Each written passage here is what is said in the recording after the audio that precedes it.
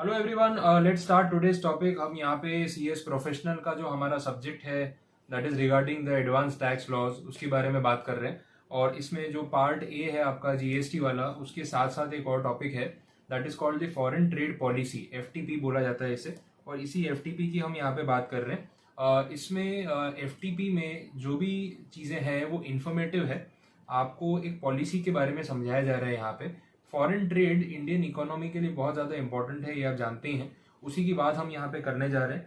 Government every 5 year foreign trade policy जो है वो डिज़ाइन करती है, और जो ऑलरेडी एग्जिस्टिंग पॉलिसी है उसको अपग्रेड किया जाता है। तो ये 5 ईयर पॉलिसी है और हर 5 ईयर में इसको एक बार वापस से रीडिफाइन किया जाता है। तो अभी जो पॉलिसी चल रही है दैट इज फ्रॉम 2015 टू 2020, ठीक है। तो एफटीपी 2015-2020 इस पॉलिसी का नाम है, ठीक है। अब exactly what is foreign trade policy, तो जो इंपोर्ट और एक्सपोर्ट हो रहा है, ठीक है, उसके रिगार्डिंग कुछ स्कीम्स डिजाइन की गई है।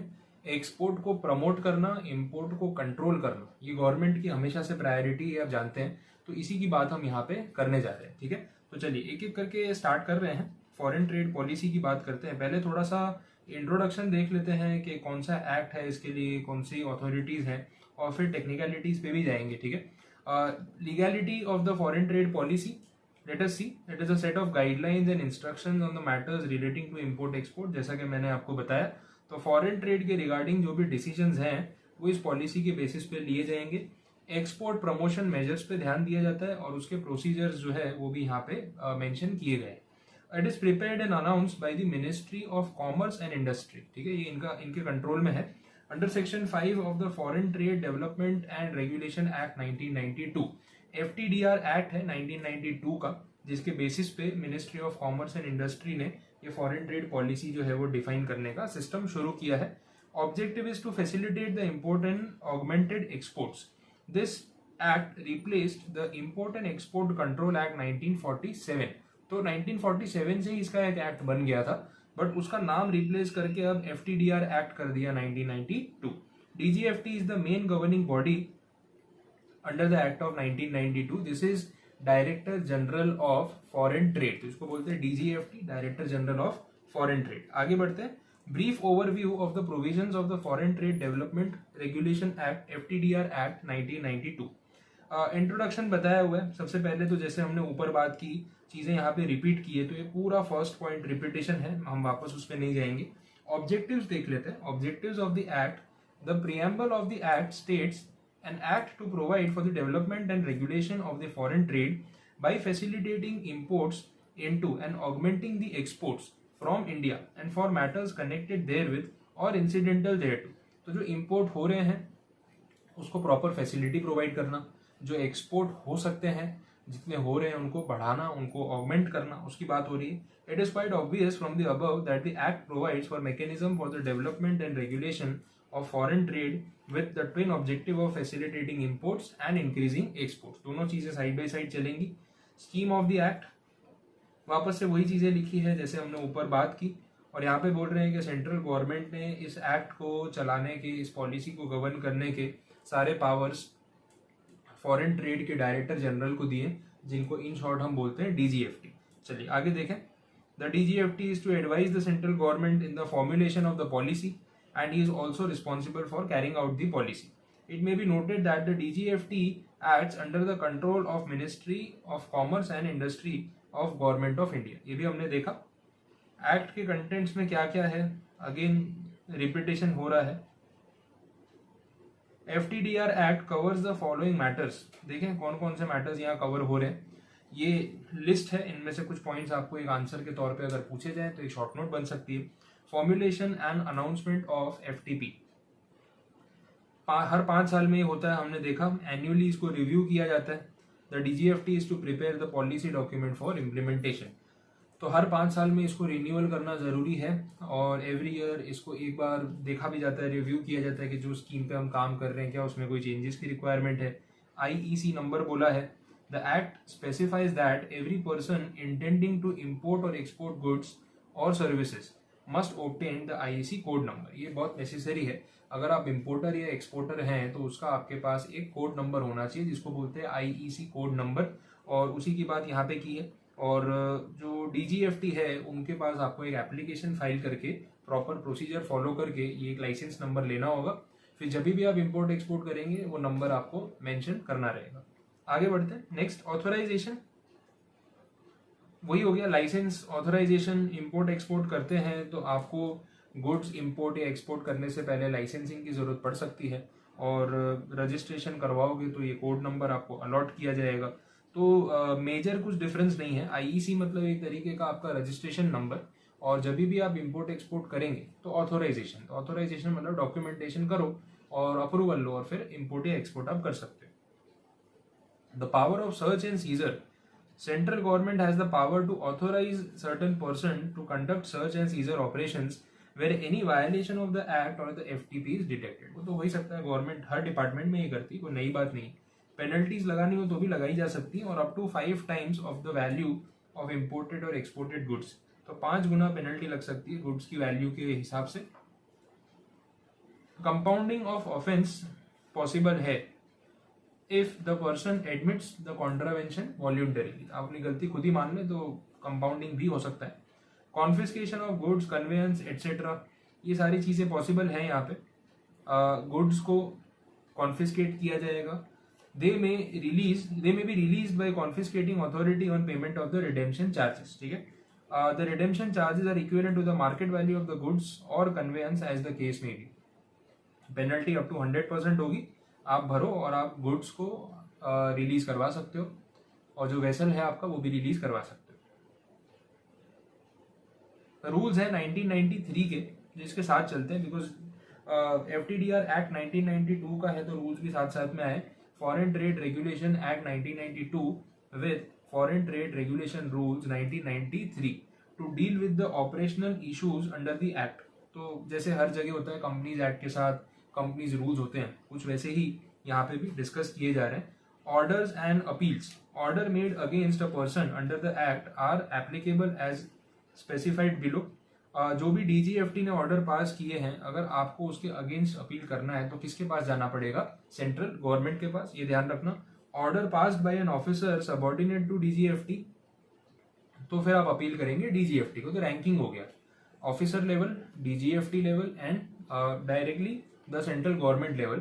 तो ऑफिसर के ऑर्डर्स को अपील करना है, चैलेंज करना है तो go to DGFT।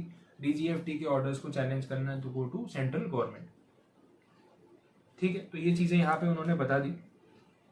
The officer in charge of the regional office is called the regional authority, ये भी आपको ध्यान रखना है। तो आपके एरिया के जो इंचार्ज होंगे उनको रीजनल अथॉरिटी बोला जाएगा। बेसिक्स ऑफ FTP में वही सारी चीजें बताई जो हमने अभी डिस्कस की, सेम है। Focus areas in the new policy, किन चीजों पे अभी ध्यान दिया गया है जो ये 2015 टू 2020 की पॉलिसी है। What is exactly this policy about? तो सबसे पहले बोला है ट्रेड फैसिलिटेशन, ट्रेड को बढ़ाना। Cutting down the transaction cost, खर्चे कम करना। मेक इन इंडिया विजन है उसको प्रमोट करना। ईज ऑफ डूइंग बिजनेस को बढ़ाना। मेकिंग इंडियन एक्सपोर्ट्स मोर competitive. Paperless working, e governance, ये सब पे फोकस है। ई कॉमर्स जो है उसको बढ़ावा देना। More supportive measures to export oriented units, software technology parks, electronic hardware technology parks, special economic zone etcetera. फिर बोला है resolution of quality complaints and trade disputes. Change of nomenclature of status holders. Status holders के बारे में आगे मैं act में आपको बताऊंगा यहाँ पे। Simplification and integration of the reward schemes. Reward schemes भी FTP का हिस्सा है। ये सब चीजें जैसे जैसे हम पढ़ते जाएंगे आपको क्लियर होती जाएंगी। पॉलिसी में और क्या क्या कवर हो रहा है वो बोला हुआ है। एग्जेम्पशंस हैं, रेमिशंस हैं, परमिशंस हैं, वो सब चीजें होती है। रिवॉर्ड्स मिलते हैं एक्सपोर्ट करने पे। ठीक है, स्टेटस रिकग्निशन होता है। स्टेटस का मतलब क्या है यहाँ पे कि जितना आप एक्सपोर्ट्स बढ़ाते जाएंगे, एक लेवल से ज्यादा आपके एक्सपोर्ट अगर अचीव होते जाएंगे ना तो स्टार रेटिंग हो जाती है। 1 star rating, 2 star rating, sorry, जो आपका एक्सपोर्ट हाउस है उस एक्सपोर्ट हाउस को रेटिंग मिलती जाती है, और वो रेटिंग यहाँ पे मैटर करती है, जिससे पता चलता है कि कितना हाई स्केल पे आपका बिजनेस है। ठीक है, डीम्ड एक्सपोर्ट स्टेटस, ठीक है, इसके बारे में भी आगे बात करेंगे। ये सब पॉइंट्स का सिर्फ उन्होंने यहाँ पे हेड पॉइंट दे दिया है। एक्सप्लेनेशन वाली बात आगे होने वाली है, तो बेटर है कि हम वहीं पे बात करें, अभी ये आपको कंफ्यूज करेगा। FTP is published in 3 parts. ठीक है, ये कुछ स्पेसिफिक बोला।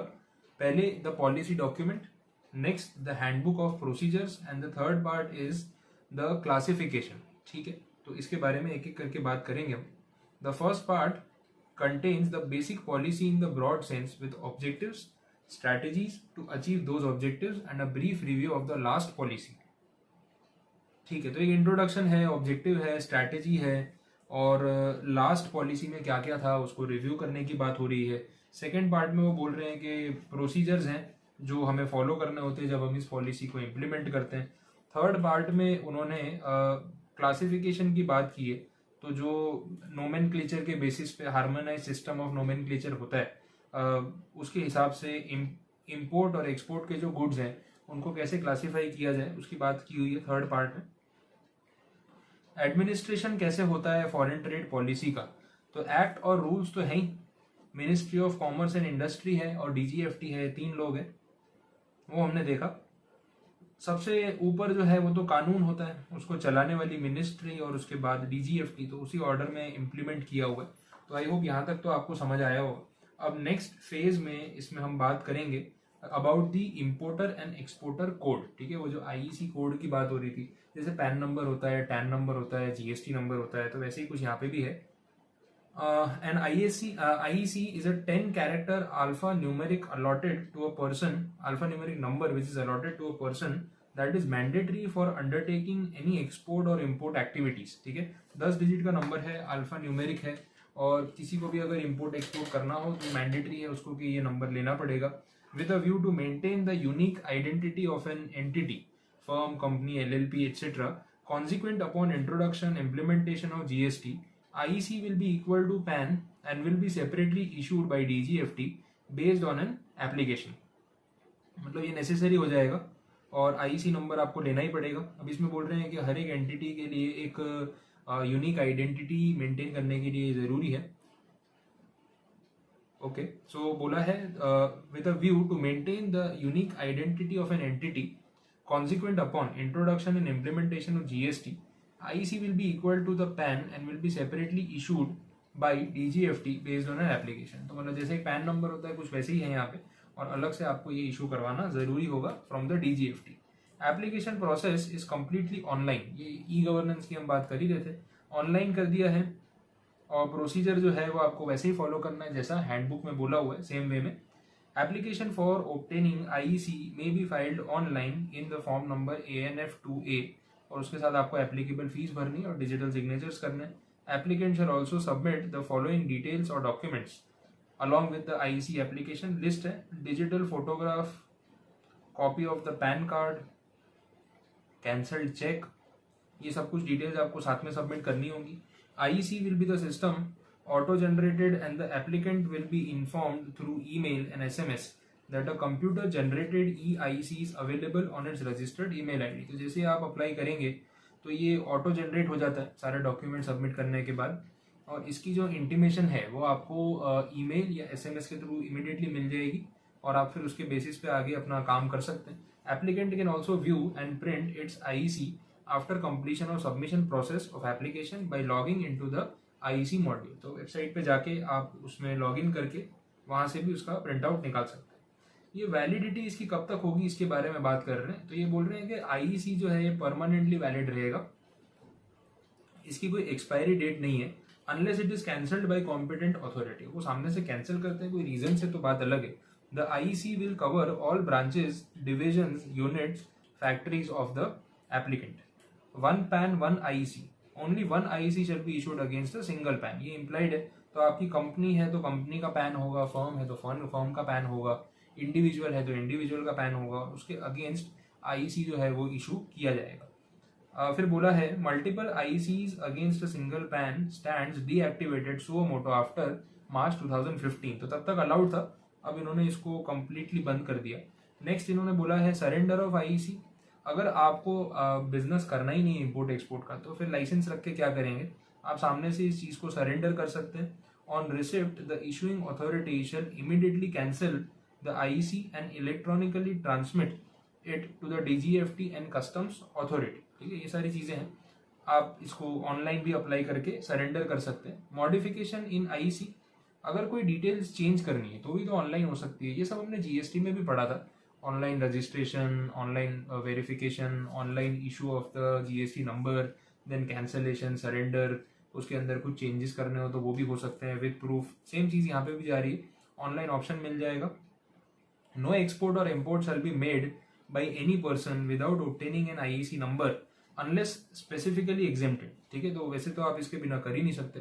For service exports IEC shall be necessary as per the provisions in chapter 3 only when the service provider is taking the benefits under FTP.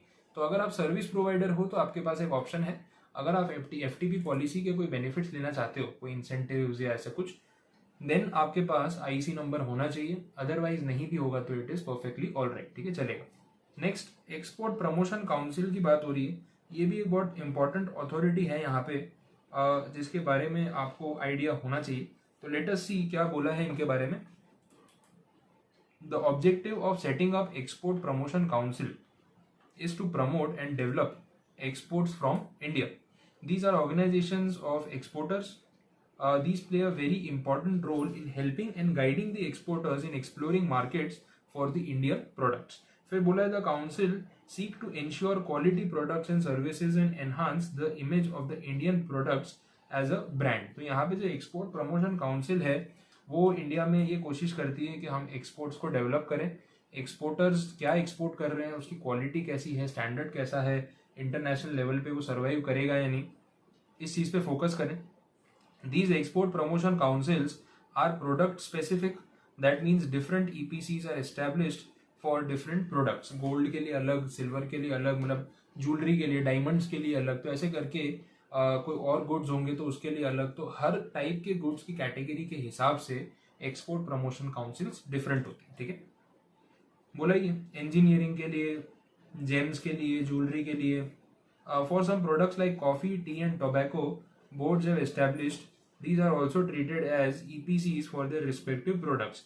T, coffee, tobacco, ये सब products के लिए भी इस तरीके के बोर्ड एस्टैब्लिश किए गए जिनको भी एक्सपोर्ट प्रमोशन काउंसिल ही माना जाता है। EPCs are independent professional bodies established as an NPO under the Companies Act or Societies Act which may receive from funds from government। तो एक तरीके से नॉन प्रॉफिट एंटिटी है जो कहीं ना कहीं इंडिया के फेवर में काम कर रही है कि एक्सपोर्ट्स बढ़ेंगे तो ज़्यादा अच्छा रहेगा। These are monitored by DGFT office and the DGFT is authorized to issue instructions to these bodies on various matters pertaining to exports. A large number of EPCs are functioning in India under the supervision of the Ministry of Commerce and Industry। तो बहुत सारी ऐसी EPCs हैं, इतना यहाँ पे इन्होंने बताया। The recognition of the EPC to function as registering authority for issue of RCMC। ठीक है, देख लेते हैं। This is the registration cum membership certificate। थोड़ा डिटेल पढ़ते हैं, मैं क्लैरिफाई करा देता हूँ आपको। The EPC are organizations of exporters. They are set up with the objective to promote and develop the export। वो हमने देखा। Each council is responsible for promotion of a particular group of products। ये भी repeat किया। जो products हैं, जो services हैं, उसकी जो कैटेगराइजेशन है वो नीचे दिए हुए अपेंडिक्स में उन्होंने की हुई है। ये भी बोला। EPCs are also eligible to function as registering authorities to issue registration cum membership certificate to its members। The criteria for EPCs to be recognized as registering authorities for issue of the RCMC to its members are detailed in the given paragraph of the handbook of procedures। तो वहाँ पे हम procedures में जाके देखेंगे तो detail में पता चलेगा कि यहाँ पे ये जो EPCs हैं उनको रजिस्टरिंग अथॉरिटीज़ की तरह माना जाता है, और वो जितने भी लोग एक्सपोर्टर्स हैं उन एक्सपोर्टर्स को एक रिकग्निशन दे सकते हैं, मतलब एक सर्टिफिकेट इशू कर सकते हैं कि आप हमारी काउंसिल के साथ रजिस्टर्ड हैं और आप हमारी काउंसिल के मेंबर हैं। तो एक तरीके का मेंबरशिप देने का काम लीगली वो ये कर सकते हैं, उसमें कोई प्रॉब्लम वाली बात नहीं। The registration come membership certificate, अब उसके बारे में बात कर रहे हैं फिर से। A person is applying for this certificate for an authorisation to import export the listed items as restricted in the harmonise system और any other benefit or concession under the FTP shall be required to furnish or upload on the DGFT's website in the importer exporter profile the RCMC which is granted by competent authority। यहाँ पे यही बोला है कि अगर आपको कुछ ऐसी चीज़ें इंपोर्ट या एक्सपोर्ट करनी है जो रिस्ट्रिक्टेड कैटेगरी में कवर होती हैं, या फिर अगर आपको FTP में कोई कंसेशन या कोई बेनिफिट चाहिए, तो कोई ना कोई एक्सपोर्ट प्रमोशन काउंसिल जिस के कैटेगरी में आपके वो गुड्स आते हैं जो आप बेचना चाहते हैं, उनसे आपको ये रजिस्ट्रेशन कम मेंबरशिप सर्टिफिकेट इशू करवाना पड़ेगा और उसकी डिटेल्स डीजीएफटी को सबमिट करनी पड़ेगी। उसके बाद ही आप इस तरीके का जो है बिजनेस कर सकते हैं। आगे बोला committees which are constituted under FTP. अब देखिए मैं जो आइटम्स हैं, जो लिस्ट है, उसमें अभी जितना डिटेल में आएगा उतना ही जाऊंगा। इसका रीज़न ये है कि ये सब लिस्ट जो होती है ना, ये बहुत डिटेल्ड होती है, एंडलेस होती है। एग्जाम के लिए सब कुछ याद करना पॉसिबल होता नहीं है, तो हमें सिर्फ कैटेगरी याद रखनी है, हमें कोई अंदर सारे गुड्स की लिस्ट को याद करने नहीं बैठना है। That is total waste of time, वो होगा भी नहीं। आगे आएगा मैं बता दूंगा, आपसे होता है तो आप ट्राई कर सकते हैं, but practically it is not necessary. अब बोला है कि एफटीपी में कौन कौन सी कमिटीज बनी हुई है जो इसके सारे ऑब्जेक्टिव्स को फुलफिल करती हैं। तो ये सारी कमिटीज कहीं ना कहीं डीजीएफटी के सुपरविजन में और उसके कंट्रोल में काम करती हैं। Prominent among them are norms committee, ठीक है। प्रोडक्ट नॉर्म्स मतलब रूल्स रेगुलेशंस। तो जो भी प्रोडक्ट आप एक्सपोर्ट करते हैं तो उसके रिगार्डिंग जो भी रूल्स रेगुलेशंस होने चाहिए उसको फिक्स करना, उसको मॉडिफाई करना, वो काम नॉर्म्स कमेटी करती है। ईपीसीजी कमेटी है। ईपीसीजी का मतलब ये है कि यहाँ पे जो कैपिटल गुड्स हैं उनके रिगार्डिंग बात की है। तो ईपीसीजी की एक स्कीम आती है जिसके बारे में हम आगे बात करने वाले हैं। तो कैपिटल गुड्स जो है उसके रिगार्डिंग हम इसके बारे में यहाँ पे डिस्कशन करेंगे। मैं आपको उसके बारे में थोड़ी सी डिटेल्स एक बार बता देता हूँ ताकि आगे भी जब आएगा तो उसका आपको पूरा आइडिया पहले से रहेगा। तो यहाँ पे ईपीसीजी स्कीम में जैसे बात कर रहे हैं, that is export promotion capital goods, ठीक है। तो कहीं ना कहीं मशीनरी के पार्ट्स एंड ऑल, ये सारी चीज़ों के रिगार्डिंग एक्सपोर्ट्स को प्रमोट किया जाए उसके लिए एक स्कीम बनाई गई है, तो उसके बारे में बात की है। फिर बोला है पॉलिसी रिलैक्सेशन कमेटी। रिलैक्सेशंस के बारे में ऐसा है कि बहुत बार ये भी होता है कि आप एग्जेम्पशंस डिमांड करते हैं कि पॉलिसी में जो कुछ बोला है फॉलो करने के लिए कुछ ज़्यादा स्ट्रिक्ट है हमारे लिए, तो थोड़ा बहुत अगर हमें एग्जेम्पशन मिल जाए तो दैट विल बी बेटर। तो आप उसके लिए अप्लाई किसको करेंगे, तो ये कमेटी को। स्टैंडिंग ग्रीवियंसेस कोई इश्यूज हैं तो उसको सॉर्ट आउट करने के लिए कोई कमेटी होनी चाहिए, तो वो काम यहाँ पे हो रहा है, ठीक है। तो ये कमिटीज की बात हो गई। इसके बाद जो बार बार आ रहा है ना हार्मोनाइज सिस्टम नेमिंग के लिए, तो इसमें बोला है इंडियन ट्रेड क्लासिफिकेशन, ठीक है। जो गुड्स हैं उसको किस बेसिस पे क्लासीफाई किया जाए, उसके लिए कोडिंग रखी जाए कस्टम्स के रिगार्डिंग, तो वो यहाँ पे ITC harmonise system, Indian trade classification harmonise system, ठीक है, उसके हिसाब से नेमिंग किया गया है यहाँ पे। तो लेट अस सी कि इसमें इन्होंने बोला क्या है। थोड़ा सा इसकी भी जो है बेसिक्स को क्लैरिफाई कर लेते हैं। तो ITC stands for the Indian trade classification and HS stands for harmonise system. It is Indian trade classification which is based on harmonized system of coding adopted in India for goods which are imported or exported through customs. फिर बोला है the customs department uses the coding system for goods. In India we use 8-digit code for the goods. All goods for international trade are given section wise. There are 21 sections. यहाँ पे इन्होंने क्या किया है 8 digit का code दे दिया। तो इसके अंदर पहले सेक्शंस हैं, चैप्टर्स हैं, हेडिंग है, सब हेडिंग है, टैरिफ आइटम, ऐसे करके ना 8 डिजिट का कोड है। तो हर एक डिजिट का अपना अपना कुछ मतलब। तो पहले इन्होंने बोला कि जितने भी गुड्स हैं उनको 21 सेक्शंस में डिवाइड किया गया है, इसकी एक क्लैरिटी दी। फिर इसके बाद कुछ एग्जांपल्स हैं। Section 1 contains animal and animal product, section 2 contains vegetable product, ऐसा करके डिवीजन किया हुआ है सेक्शंस को। फिर आगे इन्होंने डिवाइड किया है चैप्टर्स में। चैप्टर जो है उसके अंदर आपको हार्मोनाइज सिस्टम का कोड मिलेगा, उसका डिस्क्रिप्शन, एक्सपोर्ट इंपोर्ट पॉलिसी, अगर कोई रिस्ट्रिक्शन है सब डिटेल्स मिलेंगी। इस तरीके से उसका फर्दर क्लैरिफिकेशन आपको मिलता जाएगा। फिर इसके बाद यहाँ पे ये भी क्लैरिफाई किया कि export and import shall be free except when regulated by way of prohibition, restriction और exclusive trading through state trading enterprises as laid down in the ITCHS of the export and import. The list of prohibited, restricted and the ST items can be viewed in the schedules. तो वैसे तो क्या है कि import export में आपको जो import export करना है आप कर सकते हो, बट जिन गुड्स को प्रोहिबिटेड, रिस्ट्रिक्टेड या फिर एक्सक्लूसिव कैटेगरी में काउंट किया गया है तो उन गुड्स के लिए आपको ITC शेड्यूल को फॉलो करके उस हिसाब से ही ट्रीट करना पड़ेगा। फिर बोला है the status of goods is denoted by specific alphabet in the schedule. As per the policy of the government, the goods are categorized as follows. Free goods, the alphabet F is used for these goods. They are to be imported or exported as the case may be freely without any license or authorization from DGFT. Prohibited goods, उस पर P लिखा होता है, they can not be imported at all. Restricted goods में import हो सकता है but only with licence and authorization. और फिर बोला है स्टेट ट्रेडिंग गुड्स, इसमें एस लिखा होता है या STE लिखा होता है, दे कैन बी एक्सपोर्टेड और इम्पोर्टेड ओनली बाय और through the state trading enterprises. Example दिया हुआ है, जैसे इंडियन ऑयल कॉर्पोरेशन का एग्जाम्पल दिया हुआ, तो उन्हीं के थ्रू इंपोर्ट हो सकता है। पेट्रोल या क्रूड ऑयल इंपोर्ट करना हो तो इफ एन इम्पोर्टर और exporter still wants to deal directly he has to get permission और ऑथोराइजेशन फ्रॉम DGFT। तो कुछ प्रोडक्ट्स ऐसे हैं जहाँ पे आप जो स्टेट कंट्रोल्ड एंटिटीज हैं, गवर्नमेंट कंट्रोल्ड एंटिटीज हैं, उन्हीं के थ्रू इंपोर्ट कर सकते हैं, डायरेक्टली नहीं। करना है तो फिर परमिशन मांगो, मिल जाए तो बात अलग है। STE प्रोडक्ट्स के बारे में कुछ डिटेल्स दी, यूरिया, वीट, मेज, राइस, कोपरा, क्रूड ऑयल, ये सब बोला हुआ है, ठीक है। तो ये सब एग्जाम्पल्स हैं, ऐसे याद रहें तो ठीक है, नहीं रहे तो भी ठीक है। तो आई होप यहाँ तक तो आपको पता चला होगा।